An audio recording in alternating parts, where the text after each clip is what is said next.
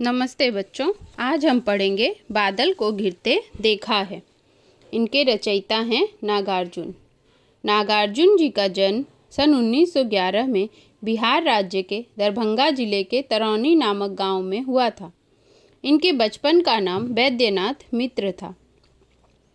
युगधारा, प्यारी पथराई आँखें, खून और शोले, सतरंगे पंखों वाली, तालाब की मछलियाँ, हजार हजार बाहों वाली, रत्नगर्भा, तुमने कहा था, प्रेत का बयान आदि इनकी मुख्य काव्य ग्रंथ हैं।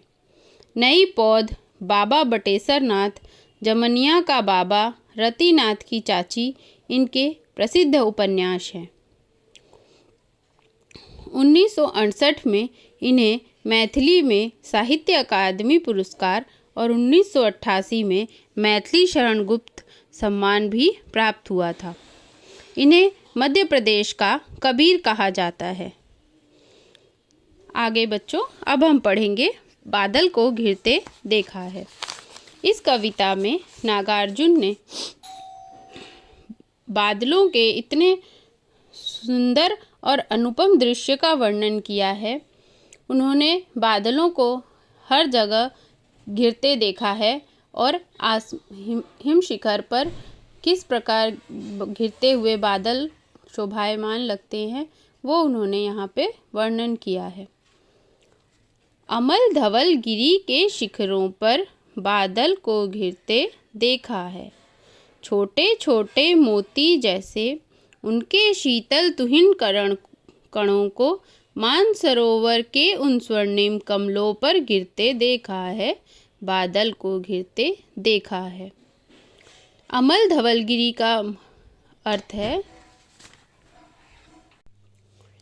अमल धवल का अर्थ है सफ़ेद और पवित्र।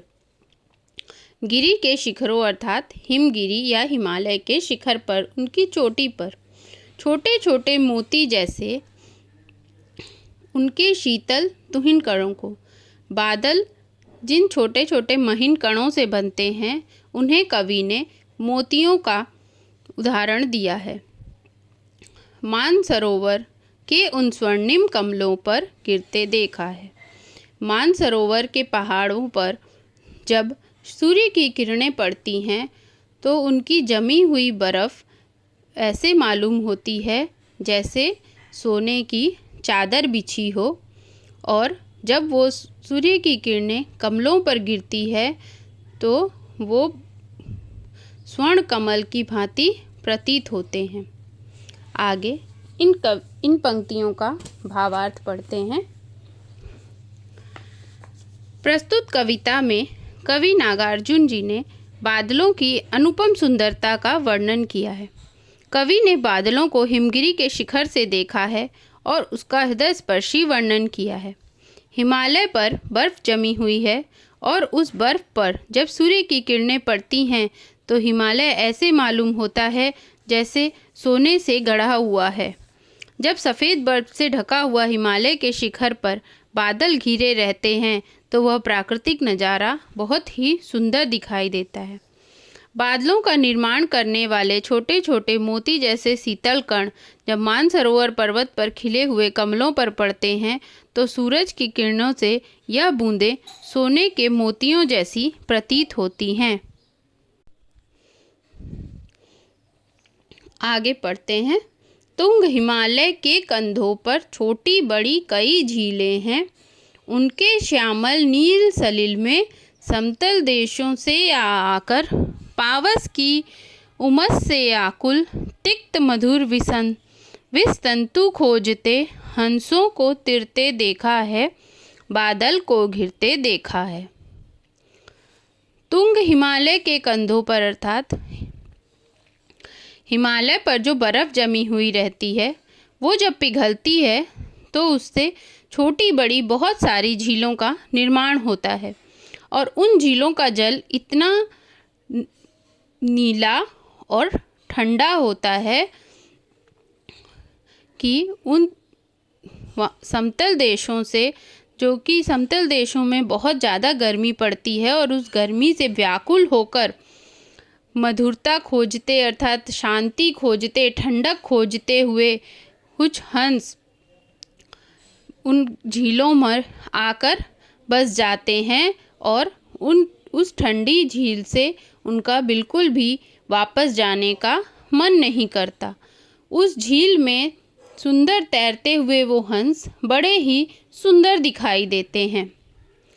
कवि कहते हैं कि उन बादलों को हिमगिरी के शिखर से बनी हुई उन झीलों में बड़ी ही ठंडक और मधुरता प्राप्त होती है। आगे इन पंक्तियों का अर्थ पढ़ते हैं। प्रस्तुत पंक्तियों में कवि ने हिमालय से निकलने वाली झीलों का वर्णन किया है। हिमालय की चोटी से जब बर्फ पिघलती है तब उससे छोटी बड़ी कई झीलें बन जाती हैं। उनके ठंडे नीले जल में जब समतल देशों की गर्मी से व्याकुल होकर मधुर वसंत को ढूंढते ढूंढते हंस आकर बस जाते हैं और वहाँ तैरते रहते हैं, तो उन हंसों को तैरते हुए देखकर बड़ा ही सुंदर प्रतीत होता है। उस ठंडे और शीतल जल में तैरते हुए उन हंसों को ऐसी शीतलता प्रदान होती है कि वे उन झीलों को छोड़कर कहीं भी नहीं जाना चाहते हैं और हमेशा के लिए वहीं बस जाते हैं। आगे की पंक्तियां हैं। ऋतु वसंत का सुप्रभात था, मंद मंद था अनिल बह रहा, बाल ऋण की मृदु किरणें थी, अगल बगल स्वर्णिम शिखर थे, एक दूसरे से विरहित हो अलग अलग रहकर ही जिनको सारी रात बितानी होती।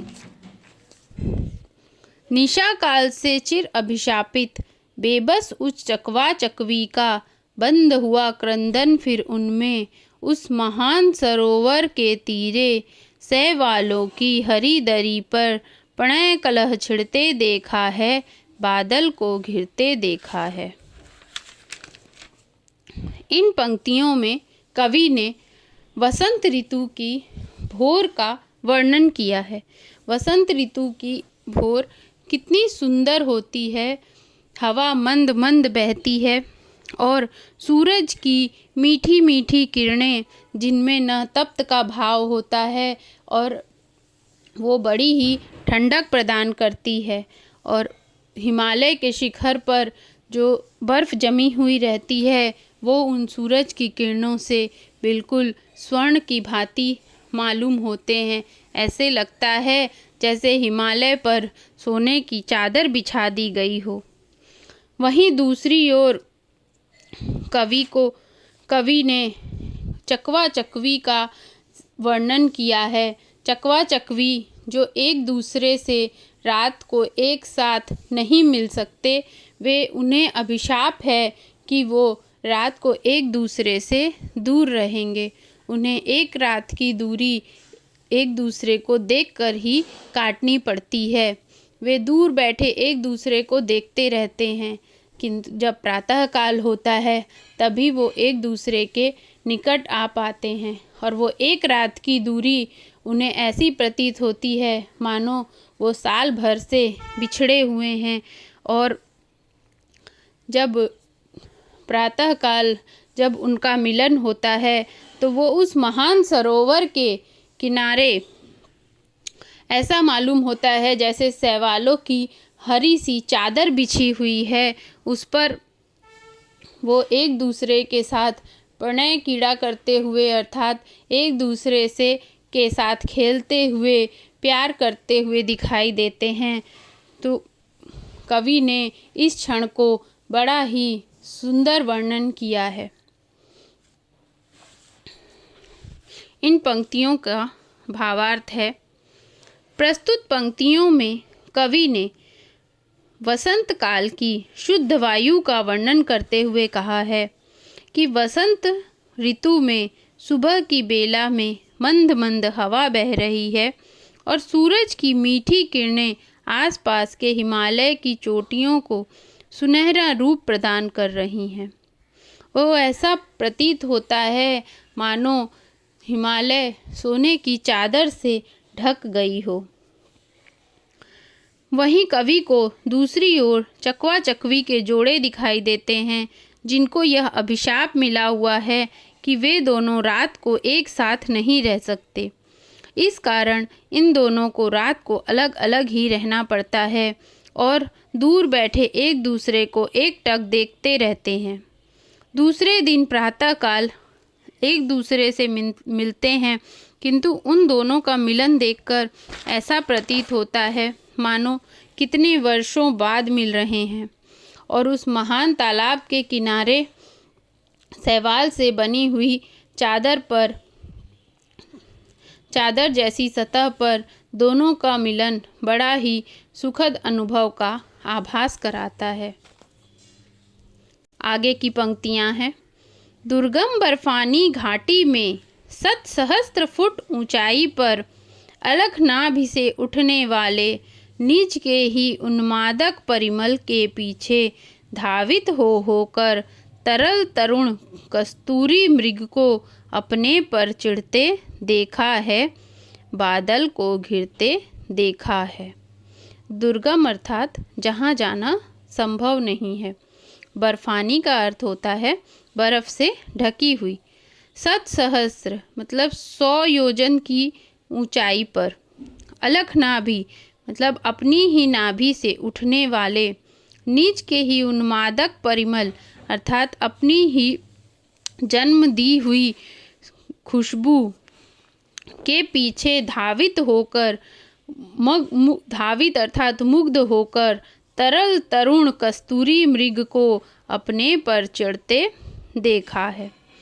कस्तूरी जो मृग की अपनी ही नाभि में होती है, उसका कवि ने बड़ा ही सुंदर वर्णन किया है।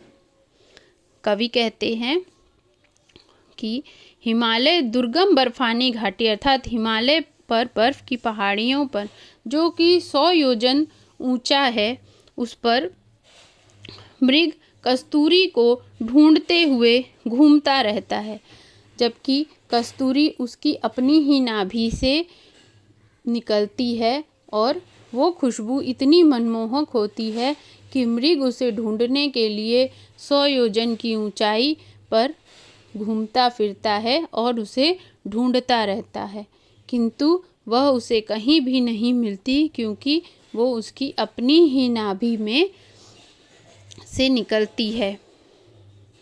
और जब मृग ढूंढकर थक जाता है और उसे वह खुशबू नहीं प्राप्त होती है, तो कवि ने उसे अपने आप पर चिढ़ते हुए भी देखा है। आगे इन पंक्तियों का भावार्थ है। इन पंक्तियों में कवि ने मृग का उस क्षण का वर्णन किया है जो कस्तूरी ढूंढता है। हिमालय की बहुत ही कठिनाई वाले बर्फ से घिरी हुई घाटी में 100 फुट से अधिक ऊंचाई वाले हिम शिखर पर मृग कस्तूरी ढूंढने के लिए घूमता रहता है, जो कि उसकी अपनी ही नाभि से उठने वाली महक है। मृग उस मनमोहक खुशबू को हिमालय के ऊंची से ऊंची चोटी में ढूंढता है, किंतु जब वह उसे प्राप्त नहीं होती तब वह चिढ़ जाता है। उसे यह मालूम नहीं है कि यह मनमोहक खुशबू उसके ही नाभि से आ रही है। आगे पढ़ते हैं। कहाँ गया धनपति कुबेर, वह कहाँ गई उसकी वह अलका, नहीं ठिकाना कालिदास के व्योम प्रवाही गंगा जल का। ढूंढा बहुत परंतु लगा क्या, मेघदूत का पता कहीं पर, कौन बिताए वह छाया में, बरस पड़ा होगा न यहीं पर। जाने दो वह कवि कल्पित था, मैंने तो भीषण जाड़ों में नभचुंबी कैलाश शीर्ष पर, महामेघ की को झंझानील से गरज गरज भिड़ते देखा है, बादल को घिरते देखा है। इन पंक्तियों में कवि कहते हैं कि धन के राजा कुबेर और उनकी अलका कहाँ है। कहते हैं धन के राजा कुबेर हिमालय के शिखरों पर ही प्राप्त हैं, किंतु कवि को वह हिमालय के शिखर पर कहीं भी नहीं दिखाई दिए। इसलिए वह कहते हैं कि धन कबीर कुबेर की अलका कहाँ है, कालिदास के व्योम प्रवाही गंगा जल का। और न ही उन्हें कहीं भी कालिदास ने कहा था कि आसमान से निकलने वाला गंगा जल भी हमें हिमगिरी से ही प्राप्त होता है, किंतु कवि को वो भी कहीं भी दिखाई नहीं दिया। कवि कहते हैं, मैंने तो बहुत ढूंढा पर मुझे तो मेघदूत भी दिखाई नहीं दिया। कहाँ है, कौन बताए वह छाया में बरस पड़ा होगा न यहाँ पर। वह कवि कल्पित था। कवि कहते हैं कि यह सब क्या सच में हिम के शिखरों पर है? मुझे तो ढूंढने पर भी ये सब नहीं मिला। शायद ये सब छायामय है, अर्थात धुंधला है, और शायद ये सब कवि की कल्पना थी। मैंने जो देखा वह तो भीषण जाड़ों में, बहुत ही तेज ठंड में, नभचुंबी कैलाश शीर्ष पर, कैलाश के शिखर पर आसमान को छूते हुए महामेघ की झंझानील से मेघों को, महामेघ को एक दूसरे से भिड़ते देखा है, गरज गरज कर बरसते देखा है, बादल को घिरते देखा है। इन पंक्तियों में का भावार्थ है। प्रस्तुत पंक्तियों में कवि कहते हैं कि धन के मालिक कुबेर का खजाना कहाँ है। कहा जाता है कि वह हिमालय के शिखर पर ही है, किंतु कवि को यह कुबेर का खजाना हिम शिखर पर कहीं भी नहीं दिखा। उनकी अलका भी उन्हें कहीं भी दिखाई नहीं दी। कालिदास ने कहा है कि गंगा जल भी हिम शिखर पर ही निकलता है, किंतु कवि को वह भी नजर नहीं आया। इन पंक्तियों का भावार्थ है। प्रस्तुत पंक्तियों में कवि कहते हैं कि हिमालय के शिखरों पर ही धन के मालिक कुबेर का खजाना और उसकी अलका है, किंतु कवि को हिमालय के शिखर पर कुबेर का कोई खजाना नहीं दिखा। कालिदास ने कहा है कि आकाश से निकलने वाले गंगा जल भी हिम शिखर पर ही मिलता है, किंतु कवि को वह भी कहीं नजर नहीं आया। कवि कहते हैं कि मैंने तो मेघदूत को भी बहुत ढूंढा, किंतु उनका भी पता मुझे नहीं मिला। क्या कोई बताएगा ये सब कहाँ है, या सिर्फ कवि की कल्पना है? मैंने तो भीषण ठंड में आकाश को छूने वाली कैलाश पर्वत की चोटी पर बादलों को गरज गरज कर आपस में लड़ते भिड़ते देखा है, बादलों को घिरते हुए देखा है। कविता की अंतिम पंक्तियां हैं। शतशत निर्झर निर्झरणी कल मुखारित देवदारु कानन में। निर्झर निर्झरणी अर्थात झरने, मुखारित देवदारु कानन अर्थात देवदारों के वो लंबे लंबे वृक्ष जो जंगल में भरे हुए हैं। शोणित धवल भोजपत्रों से, धवल भोजपत्र अर्थात सफ़ेद भोजपत्र जो बहुत ही शोणित अर्थात जो बहुत ही सुंदर हैं। छाई हुई कुटी के भीतर रंग बिरंगे और सुगंधित फूलों के से कुंतल को साजे, इंद्रनील की माला डाले। फूलों से कुंतल को साजे अर्थात फूलों से गले को शोभायमान करती हैं। और इंद्रनील का अर्थ होता है नीलकमल। नीलकमल की माला पहने हुए, शंख सरीखे सुघड़ गलों में अर्थात शंख की तरह उनके गलों का आकार है। कानों में कुवलय लटकाए अर्थात कुवलय का अर्थ होता है कुंडल। शतदल लाल कमल वेणी में, शतदल का अर्थात होता है कीचड़ में खिलने वाले पुष्प अर्थात कमल। रचत रचित मणि खचित कला में अर्थात चांदी के वो पात्र जिनमें नगीने जड़े हुए हैं।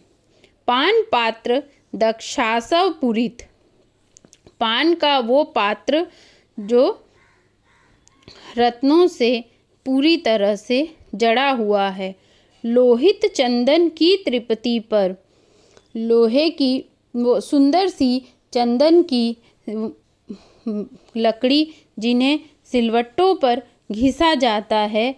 नरम निधाग बाल कस्तूरी, मृग छालों पर पलथी मारे, मृग के छाल जो बड़े ही नरम और सुंदर हैं, जिनसे कस्तूरी की सुगंध आती है। मधुरारुण आँखों वाले, मदिरा अर्थात जो लोग मदिरा पीते हैं उनकी आँखें मदिरा में हो जाती हैं, अर्थात कुछ झुकी हुई रहती हैं। उन्मद किन्नरियों की, अर्थात शराब पीकर वो झूमते रहते हैं और उनकी आँखें भी बिल्कुल नशीली रहती हैं। मृदुल मनोरम अंगुलियों को बंसी पर फिरते देखा है, उनकी नरम नरम उंगलियों को बांसुरी के ऊपर फिरते देखा है। अर्थात जब हम बांसुरी बजाते हैं तो हम दोनों हाथों से उंगलियों से जो उन बांसुरियों को छूते हैं, कवि ने उसी क्षण का वर्णन किया है। बादल को घिरते देखा है। इन पंक्तियों में कवि ने उन हिमालय पर रहने वाली उन महिलाओं का वर्णन किया है कि वो किस प्रकार रहती हैं और किस तरह की वो लोग आपस में दिखाई देती हैं। कहते हैं, शत शत निर्झर निर्झरनिकल, हिमालय के शिखर पर बहुत से झरने कलकल करके बहते रहते हैं और मुखरित देवदास कानन में, अर्थात जो वहाँ के जंगल हैं वहाँ पर देवदार के वृक्ष भरे हुए हैं। शोणित धवल भोजपत्रों से छाई हुई कुटी के भीतर, और वहाँ जो कुटिया बनाई हुई है उनके ऊपर सुंदर और सफ़ेद बर्फ से ढके हुए भोजपत्रों से कुटिया को पूरा ढका जाता है। कुटिया को जो भोजपत्रों से ढका जाता है उस पर जो वो बर्फ़ गिरती है वो बिल्कुल शोणित धवल अर्थात बड़ी ही सफ़ेद चादरों की भांति प्रतीत होती है। रंग बिरंगे और सुगंधित फूलों से कुंतल को साजे, इंद्रनील की माला डाले, शंख सरीखे सुगढ़ गलों में, कानों में कुवलय लटकाए। उन कुटिया में जो महिलाएं हैं उनके गर्दन बिल्कुल शंख की तरह होती हैं और उन पर वो रंग बिरंगी और सुगंधित फूलों के गजरे अपने बालों में लगाती हैं और उनके शंख सरीखे गर्दन अर्थात शंख जैसे दिखने वाली गर्दन में वो नील कमल की माला पहने हुए रहती हैं और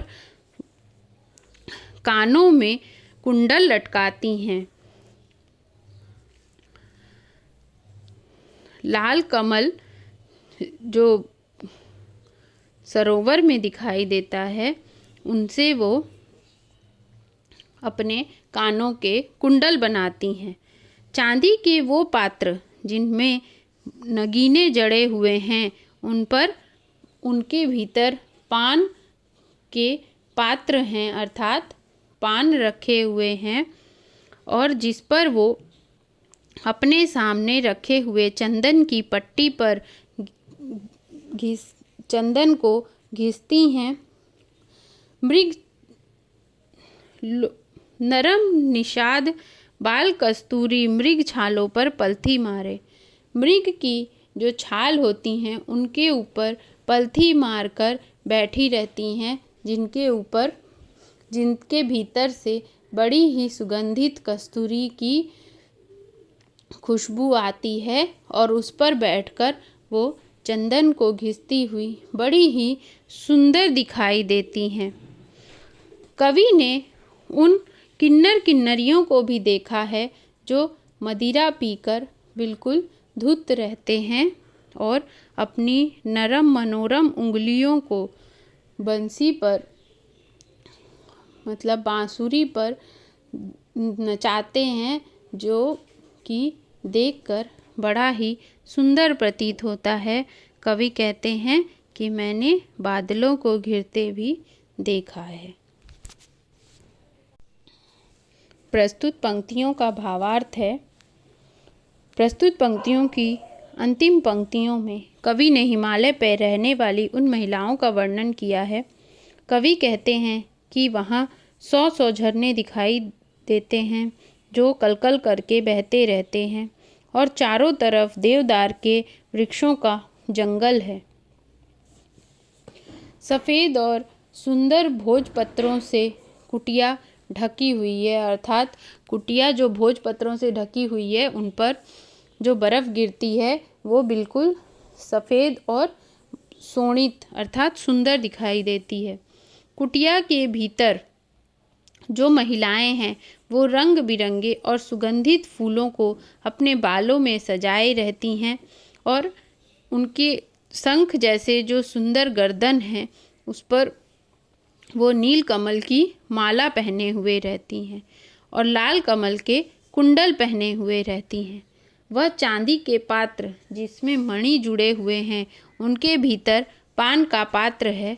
वह चंदन की लकड़ी को सिलवट्टे पर घिस रही है। नरम नरम मृग छालों पर बैठी हैं जिनसे कस्तूरी की मनमोहक सुगंध आ रही है और उन छालों पर बैठकर चंदन की लकड़ी को घिस रही हैं।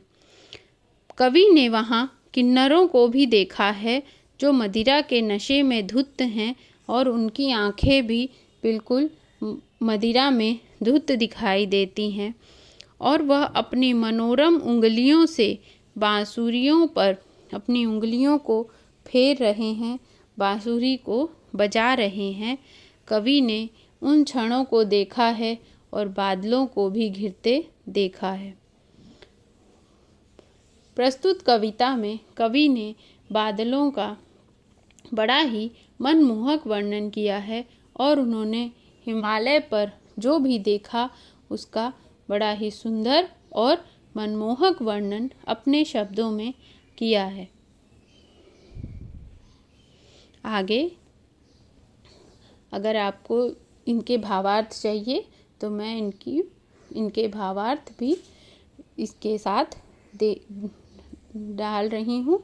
अगर आपको किसी भी प्रश्न का उत्तर चाहिए तो आप उस भावार्थ को पढ़कर उनसे वो उत्तर प्राप्त कर सकते हैं। धन्यवाद।